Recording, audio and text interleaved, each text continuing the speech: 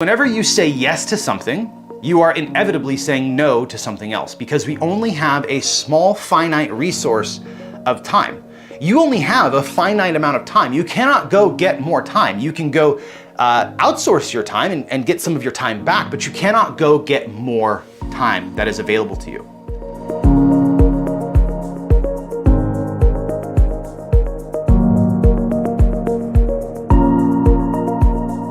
What's up, you guys? Welcome to another episode of the Project Fortify podcast.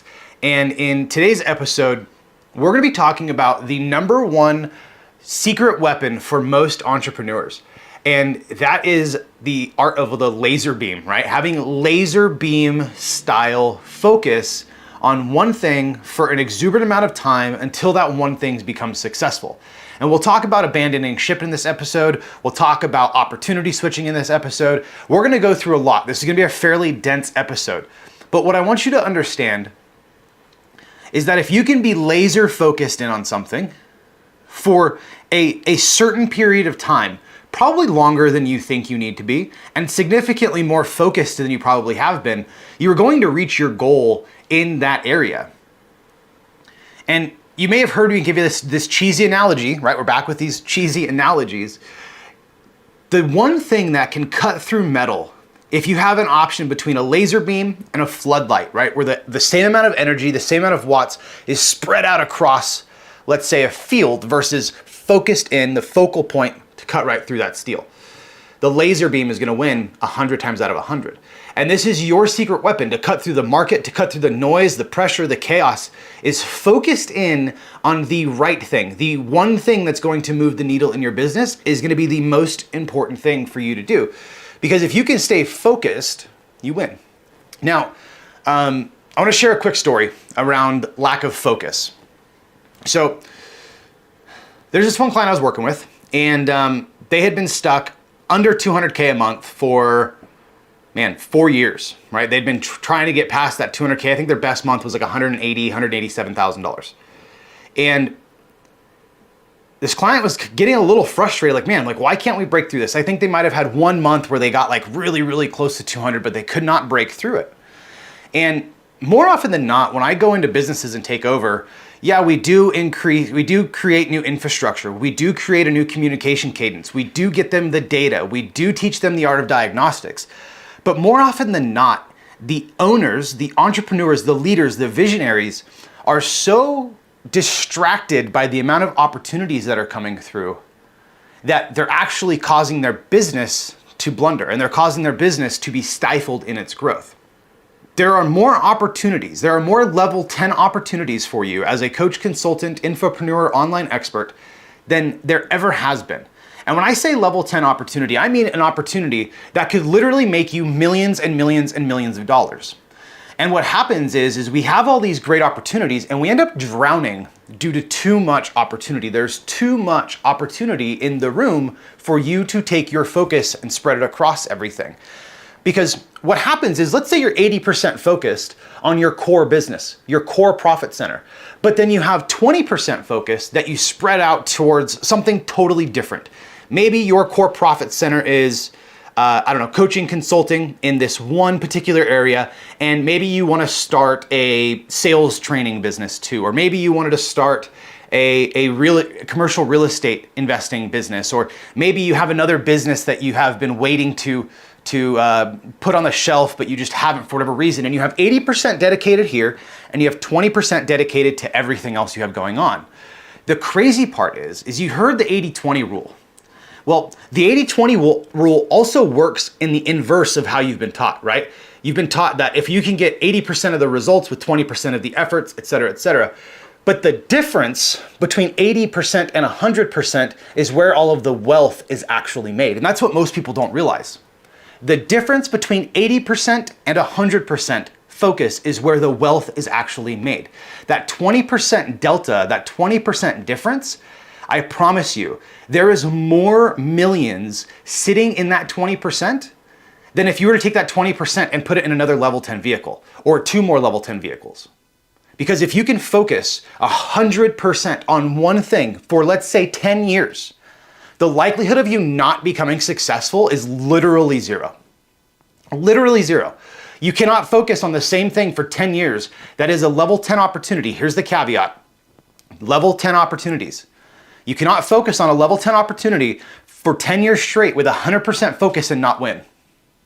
And so if you've been stuck in this hamster wheel and you haven't been able to create the wealth or the profitability or the time freedom or whatever it is that you're lacking in your life and in your business, I would imagine, and I would go very, very far to bet that you're just simply not 100% focused, okay?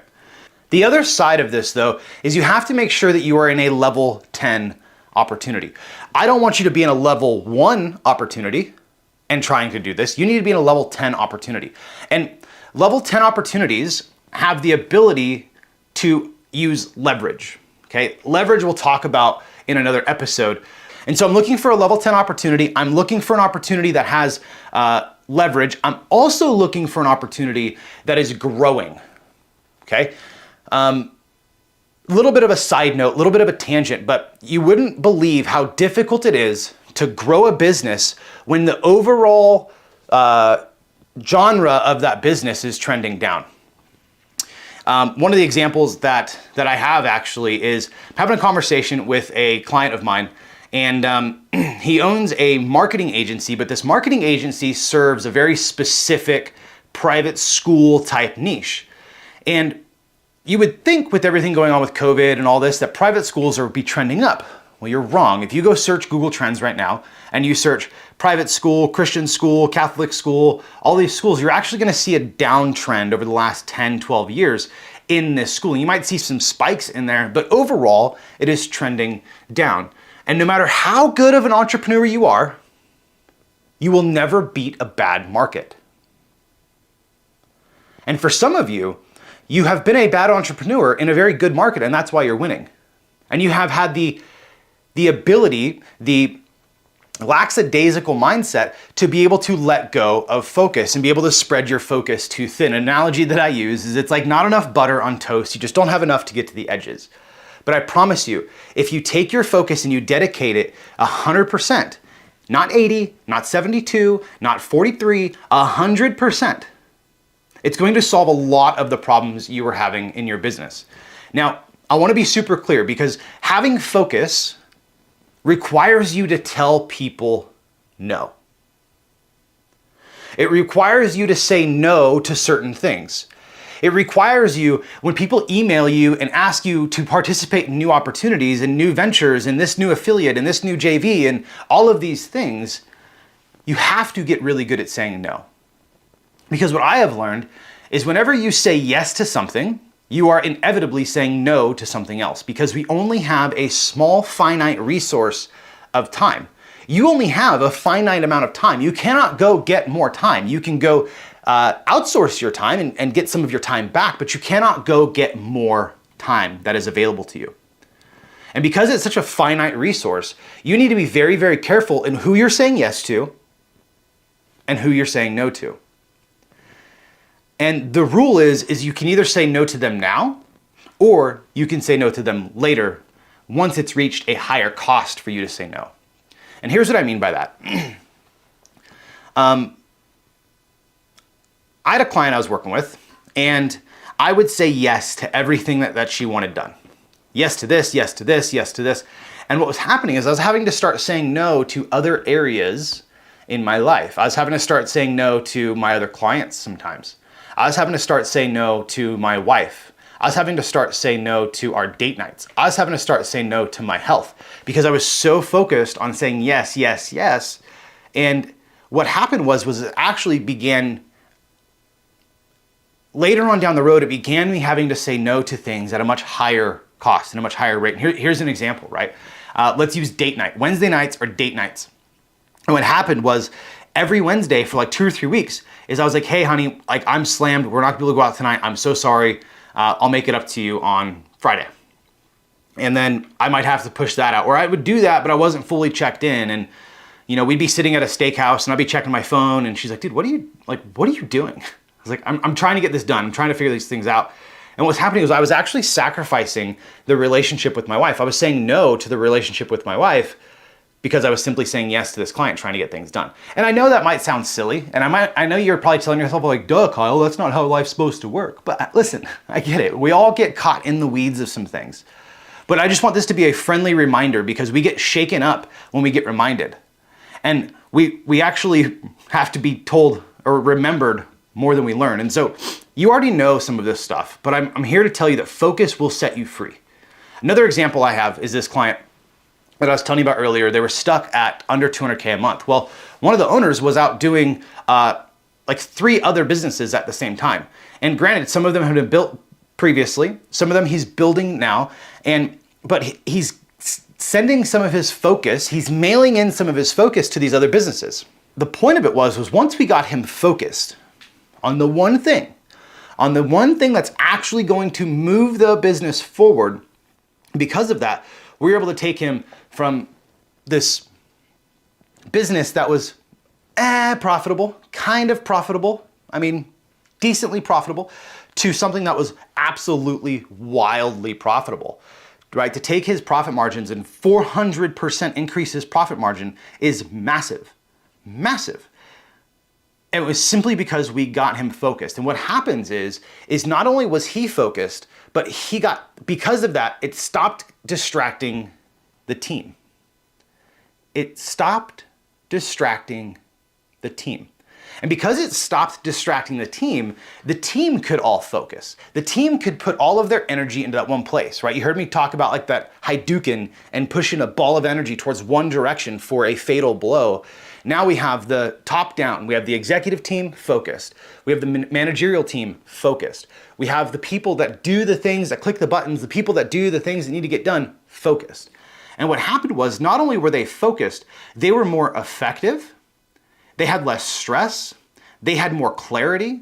They knew exactly what the targets were that they needed to hit, when they needed to hit them, and what it looked like day by day by day by day in order to hit those targets. And there was no more pumping the brakes and going another direction. There was no more getting to the middle of the field and having to backtrack 20 yards because we wanted to do something different. It was straight ahead, straight towards the goal. We knew exactly where we were going. Think about a football player or a football team, right? They don't get distracted from what? Moving the ball forward. Their only goal when they have the ball, when they're on offense, is to move the ball forward, whether that's 1 yard, 3 yards, 30 yards, 50 yards, 70 yards. They are looking at that fork and that end zone at the end of the field saying, how do I get the ball there? Now, there are a lot of things that happen, a lot of nuance that happens, but everybody's goal on the entire offensive team is to what? Move the ball forward. Their goal is to never move it to the side or to move it backwards. Their goal is to always move it forward. And it's the same thing in business, because if your goal is to move it forward and to move the needles forward, you win. And so here are a couple of tactical things that I have used in the past to keep people focused. Number one is obviously setting goals, right? Breaking into your business into departments, right? You have lead gen, lead nurture, sales, fulfillment, retention. Breaking up your business into those 5 departments and then placing a goal for each one of those departments. What's the goal for lead gen? What's the goal for lead nurture? What's the goal for sales, fulfillment, retention? And these goals need to be something specific. You need to be able to either point at or hold the goal. This is really important. You need to be either able to point at or hold the goal. Because if I can point at it, then I can push energy towards a direction. If I can hold it, I can push energy in that direction. Now, it can't be something whimsical like increase revenue. Well, I can't point to that. I can't hold that. I don't know what you mean. It can't be something as like close more deals. Well, I can't point to that. I don't know what that means. It's not specific enough. And so you need to have a single goal that you can point to or touch. And then you need to have a person responsible for that goal in every single one of those divisions. And I call it, you must have a throat to choke. Each one of those departments, lead gen, lead nurture, fulfillment, sales, whatever, you need to have one goal and one throat to choke. Maybe that throat to choke is yours, right? If we get to the end of the quarter and this goal isn't met, who's the number one person, the only person, the exclusive person responsible for this goal? It's got to be clear. You have to lay it out. So you lay it all out, and then you spend 30 days focusing on those key measures, those key drivers in your business. And you get reports back from those people on your team that are responsible for those key drivers. And if you do that, then what happens is that pushes everything up towards what? The goal of what? Higher, more, better profits. Because at the end of the day, if you are a for-profit business, the goal of your business should be to move the ball forward. It should be more, better, higher, thicker, denser profits.